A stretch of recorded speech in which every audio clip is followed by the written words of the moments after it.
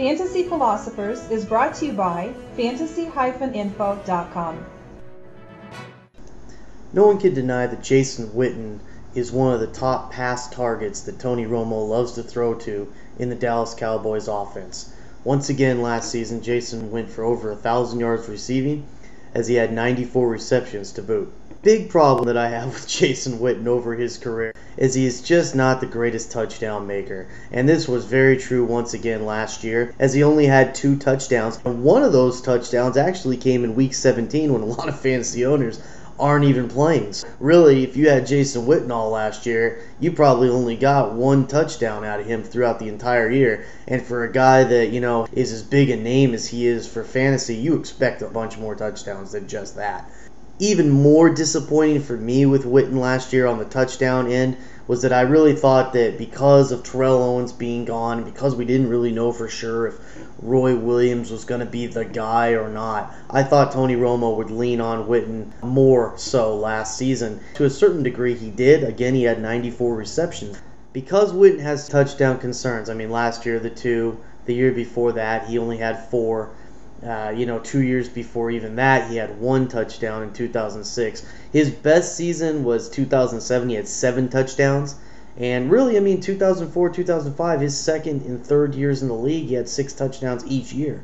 That wasn't bad, but then obviously, again, the 1 touchdown, 7, okay, that was very good in 2007 when they had that big breakout year. It was Tony Romo's first full season as a quarterback.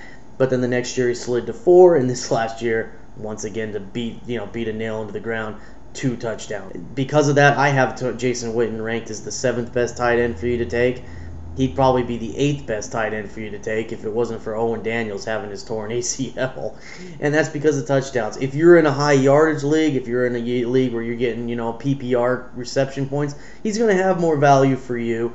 But I have to knock him because there are touchdown-heavy leagues, and touchdowns are a factor. And to only get that amount of touchdowns, and it's not like last year was the only year, again, that he's had these issues, I got to knock him for that. And I'm knocking him probably pretty hard, maybe harder than others are doing with him. Because, again, he is an established player with over 1,000 yards once again and the 94 receptions. So he's one of those players, it really does come down to how does your league structure out points. If you're getting a lot of yardage, if you're getting points per reception per se, he's a guy that's going to have more value. And so, being 7th is probably not good. You're going to maybe bump him up higher. But if you're in a touchdown-heavy league, 7 is very, I think, legit. It's hard to trust him. He can go through long stretches without getting you a touchdown, and that really does weigh on your mind when you have to start him every week because he's the type of name in the type of offense that you would want to start every week. At the same time, he's just not getting it done, and that can drive you nuts. So keep that in mind when you're looking at Jason Witten for the 2010 fantasy season.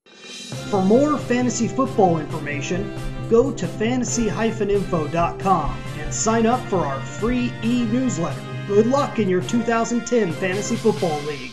As an added bonus, the Fantasy Info guys will include their 5 secret tips for success in fantasy